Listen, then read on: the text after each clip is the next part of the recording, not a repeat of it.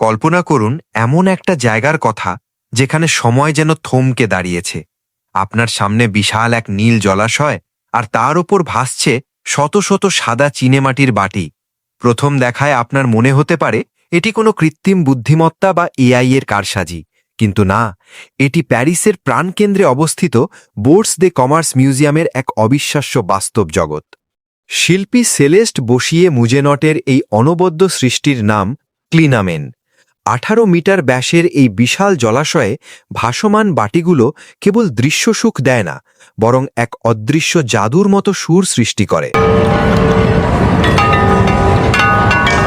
বাটিগুলো যখন পানির মৃদু স্রোতে একে অপরের সাথে ধাক্কা খায়, তখন জন্ম নেয় এক অদ্ভুত শান্তিময় সুর।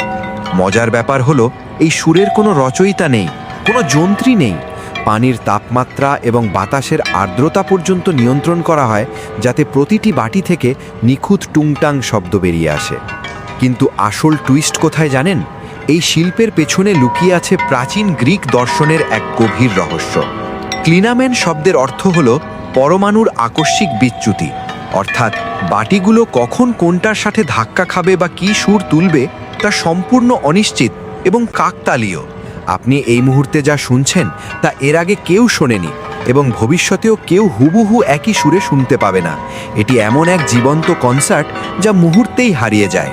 ডিজিটাল এই যুগে যখন আমরা সব কিছুতে নিখুঁত নিয়ন্ত্রণ খুঁজি, তখন এই বাটিগুলো আমাদের শেখায় অনিয়ম আর অনিশ্চয়তার মাঝেও কতটা সৌন্দর্য লুকিয়ে থাকতে পারে। ব্যস্ত এই পৃথিবীতে নিজেকে কয়েক মিনিটের জন্য হারিয়ে ফেলার এর চেয়ে অদ্ভুত এবং সুন্দর জায়গা আর দ্বিতীয়টি নেই।